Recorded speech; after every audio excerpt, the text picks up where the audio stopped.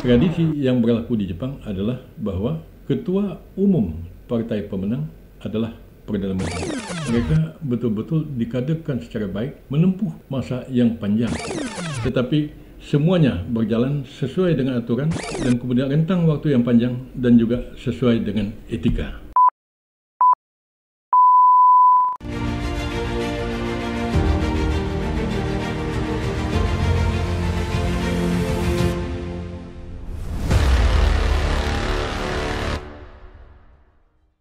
Sahabat Senpai, sejenak lagi kita akan melakukan pemilu dan juga pilpres. Ini tentu merupakan proses yang amat penting dalam kehidupan politik di negeri kita. Kita juga menyaksikan bagaimana misalnya media massa kita telah dipenuhi oleh berita-berita seputar masalah itu. Dalam kaitan ini saya rasa relevan bagi kita untuk mencoba melihat proses yang sama yang terjadi di negara lain, minimal untuk menambah pengetahuan kita. Dalam hal ini, saya ingin mengambil Jepang sebagai contoh. Kita akan mencoba mengkaji tentang bagaimana khususnya suksesi politik atau pergantian kepemimpinan di Jepang dan tentu saja menyangkut dinasti politik di negeri itu. Sebelum masuk ke sana, saya ingin menguraikan sedikit tentang sistem politik di Jepang dan juga sistem politik di kita, sehingga dengan itu kita mempunyai latar belakang untuk memahami pembicaraan kita dalam tahap-tahap berikutnya.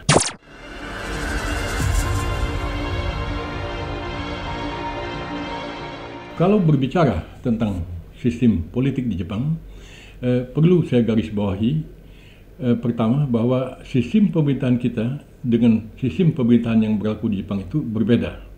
Kita mengenal sistem presidensial, di mana kita mengenal adanya presiden sebagai kepala pemerintahan, dan pada saat yang sama presiden juga adalah kepala negara. Nah, di dalam kasus Jepang, mereka mengenal sistem Perdana Menteri karena sistem politik mereka adalah parlementer.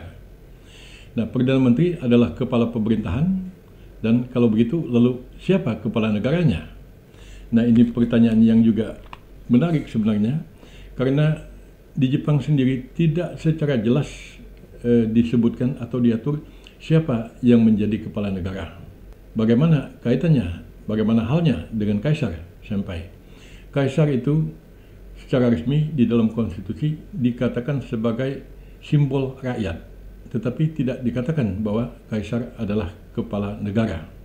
Namun demikian, sampai taraf tertentu, kaisar menjalankan fungsi sebagaimana halnya kepala negara di sistem politik tertentu, sebagai misal di Thailand, di mana kaisar sama juga dengan yang berlaku di Thailand melantik Perdana Menteri.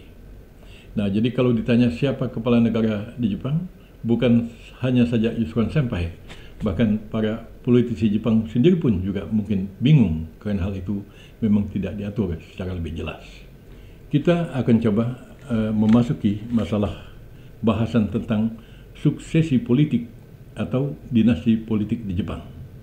Kita tentu akan bertanya, bagaimana prosesnya?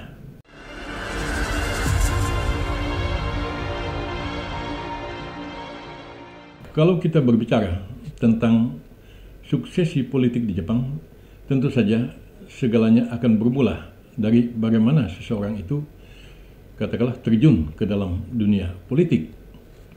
Di sini ada hal yang menarik sebenarnya, yang orang Jepang sendiri pun juga sering tertawa kalau mendengar istilah ini, walaupun juga ini memang sebuah kenyataan yang berlaku. Di Jepang itu ada istilah kibang, kambang, dan kabang. Nah, tiga-tiganya berbunyi bang. Kibang itu adalah basis atau fondasi, kemudian kambang itu adalah papan nama, termasuk juga baliho, plakat-plakat, dan seterusnya yang untuk memperagakan calon yang akan ikut di dalam sebuah kontes politik, yaitu dalam hal pemilu. Dan yang ketiga yang menarik ini adalah kabang. Kabang itu artinya adalah tas yang dengan kata lain berarti uang.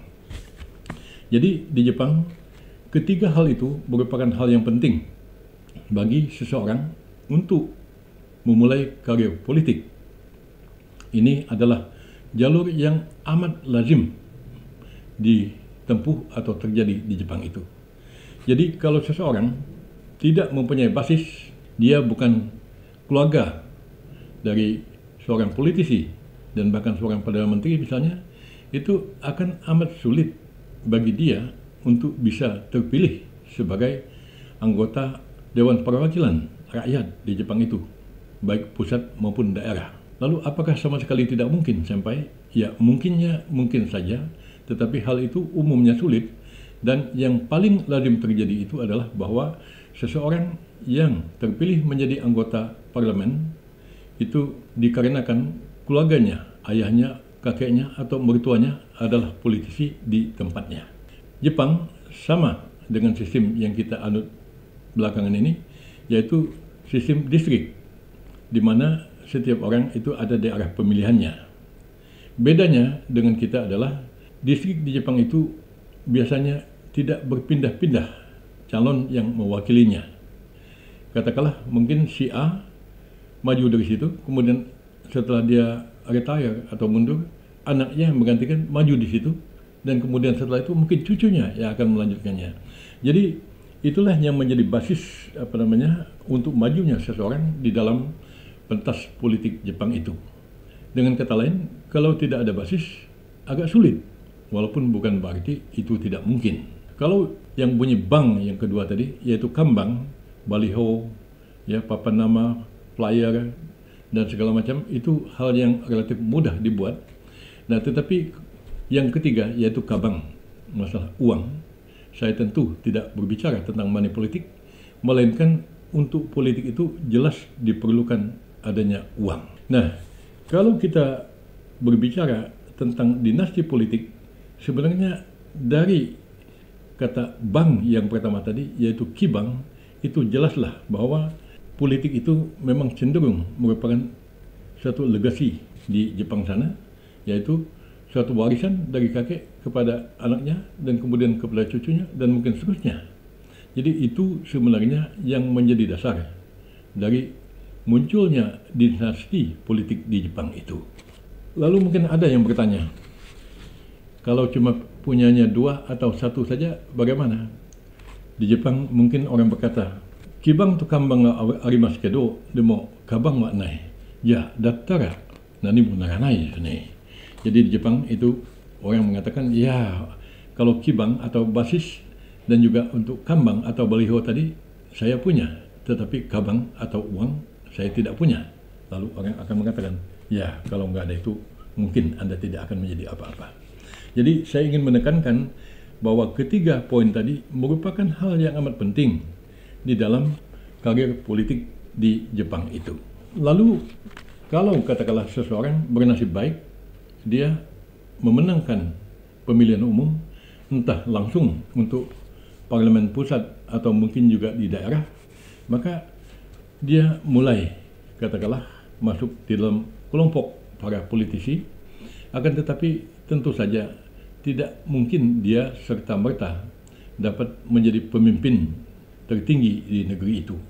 Di Jepang itu prosesnya amat panjang.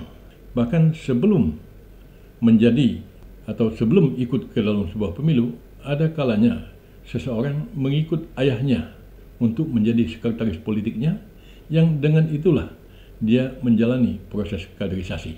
Setelah seorang terpilih sebagai anggota parlemen di Jepang itu, tentu dia pun juga harus berusaha agar dia menduduki posisi yang penting di dalam partainya. Tentu segalanya tidak bisa terjadi dengan tiba-tiba, melainkan itu secara bertahap. Seperti halnya di kita, barangkali menjadi ketua Dewan Pemuda misalnya, atau ketua kelompok wanita di dalam partai itu, atau juga sebagai apalah, yang nanti secara bertahap pada akhirnya jika memang dia berbakat dan bernasib baik, dia akan bisa menjadi ketua, tepatnya ketua umum dari partai yang bersangkutan. Nah, apabila seseorang telah menjadi ketua umum di sebuah partai, itu dia akan semakin mendekati posisi untuk menjadi Perdana Menteri. Tetapi ini bukan hal yang sedemikian mudahnya. Karena tentu ada syarat yang penting bahwa partai yang dia menjadi ketua umum tadi haruslah menjadi partai pemenang. Di Jepang itu berlaku bahwa ketua umum partai pemenang dia hampir secara otomatis menjadi sebagai Perdana Menteri.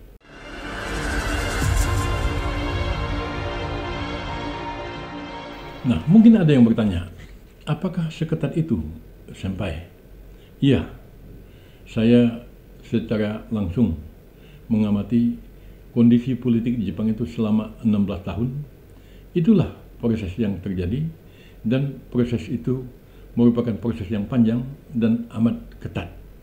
Jadi di Jepang itu tidak mungkin terjadi bahwa seseorang tiba-tiba menjadi mualaf politik ke partai lain, dan kemudian dalam 1-2 hari misalnya, atau 1-2 tahun tiba-tiba menjadi pimpinan tertinggi atau orang penting di partai tersebut.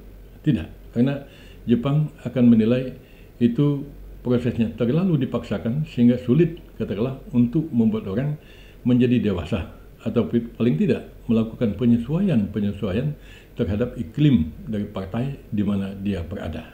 Terkait ini tentu juga tidak mungkin seseorang tiba-tiba pindah ke partai lain dan kemudian menjadi calon untuk sesuatu dari partai tersebut, baik katakanlah calon Perdana Menteri ataupun calon jabatan penting lainnya. Jadi proses di Jepang itu amat panjang, dan kalau kita berbicara tentang Perdana Menteri atau kepala pemerintahan, itu tanpa dia mempunyai pengaruh yang besar di dalam kelompok atau partainya sendiri, di samping ia terpilih sebagai anggota parlemen, maka hampir tidak mungkin di Jepang itu seseorang bisa menjadi Perdana Menteri. Sebab seperti telah dikatakan tadi, tradisi yang berlaku di Jepang adalah bahwa ketua umum partai pemenang adalah Perdana Menteri. Dan berbeda dengan kita, khususnya sistem kita di masa sekarang, dalam hal pemilihan umum legislatif itu memang orang dipilih langsung, tetapi dalam hal pemilihan Perdana Menteri di Jepang itu menganut sistem bahwa Perdana Menteri itu dipilih oleh parlemen. Jadi pantas saja bahwa partai pemenang, pemilik suara terbanyak, dia ketua umumnya itu akan menjadi Perdana Menteri di negeri tersebut.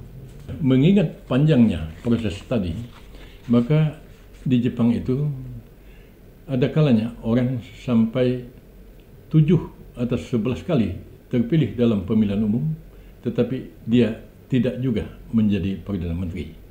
Oh, kalau begitu sampai jadi kakek-kakek ya, sampai kalau 7 sampai 11 kali. Tidak. Di Jepang itu resminya pemilihan umum itu memang dilakukan 4 tahun sekali. Akan tetapi karena sistem mereka adalah sistem parlementer, maka Perdana Menteri bisa saja sewaktu-waktu membubarkan kabinet dan melaksanakan pemilu walaupun masanya belum sampai 4 tahun tadi. Nah, hal itu umumnya dilakukan untuk katakanlah mendapatkan legitimasi kekuasaan dari sang Perdana Menteri atau partai yang berkuasa tersebut.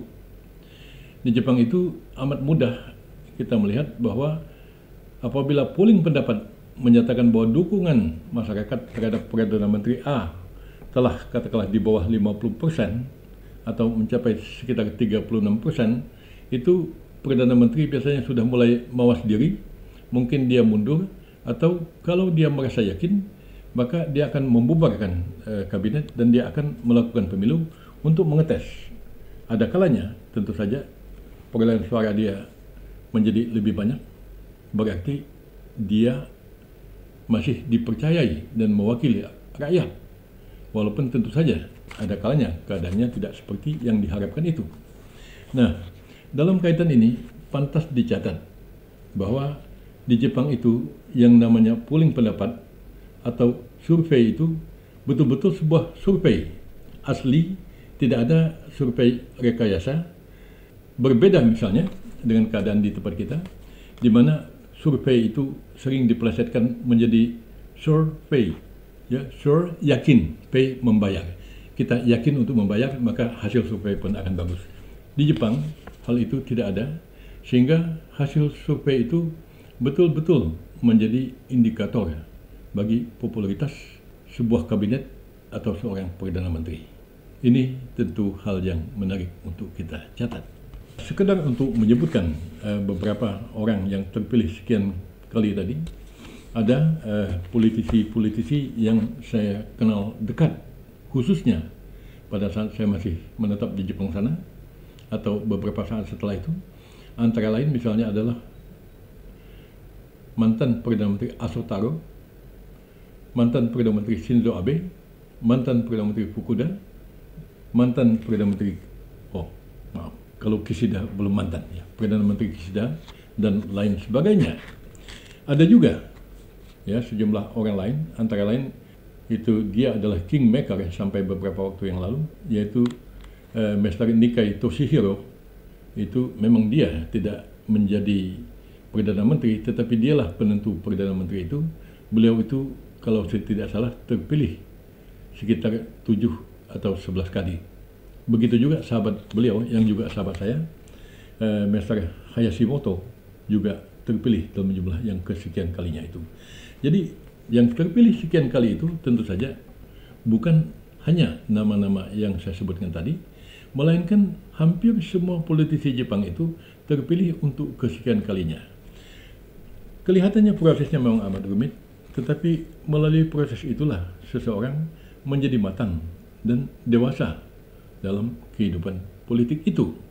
Nah, mungkin ada yang menanyakan, sebenarnya seberapa besar porsi dinasti politik di Jepang itu? Sebuah sumber mengatakan bahwa dinasti politik di Jepang itu hampir mendominasi sekitar 30-36% dari pentas politik di Jepang itu.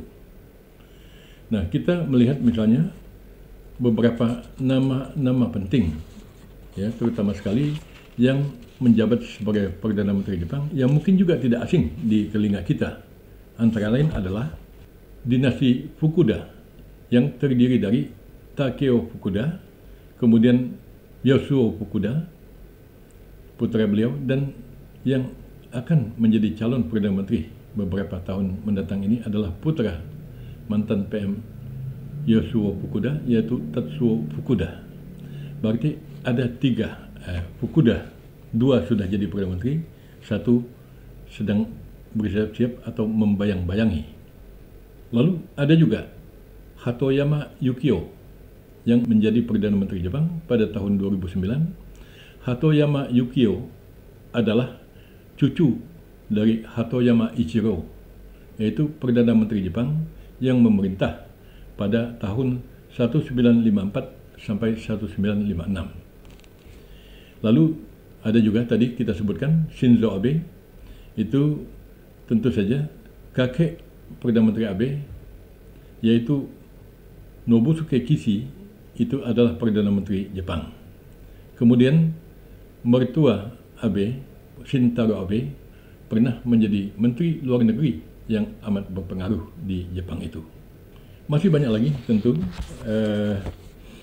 Kita mencatat misalnya juga Perdana Menteri Koizumi, PM Jepang yang dinilai nyentrik dan familiar. Saya kenal dekat juga dengan beliau itu. Amat orangnya amat ramah, ya, tidak birokrat. Nah, Perdana Menteri Koizumi yang memerintah Jepang dari tahun 2000 sampai tahun 2006 itu putra beliau, Junya Koizumi, sekarang menjabat sebagai Menteri Keuangan Jepang. Lalu ada lagi, ya, Perdana Menteri Keizo Ubuchi yang juga wafat beberapa waktu yang lalu pada masa kekuasaannya. Itu juga memiliki seorang putri, Yuko Ubuchi, pernah juga menjabat sebagai Menteri Ekonomi Jepang. Kemudian juga Sato Eisaku, beliau adalah Perdana Menteri Jepang pada tahun 1960-an. Putri beliau, Koji Sato misalnya, itu juga berada dalam posisi sebagai anggota Parlemen Jepang. Begitupun juga nama-nama yang lain, antara lain Menlu Kono Yohei yang anaknya pun juga menjabat sebagai menteri di dalam kabinet Jepang. paling tidak sampai beberapa tahun yang lalu.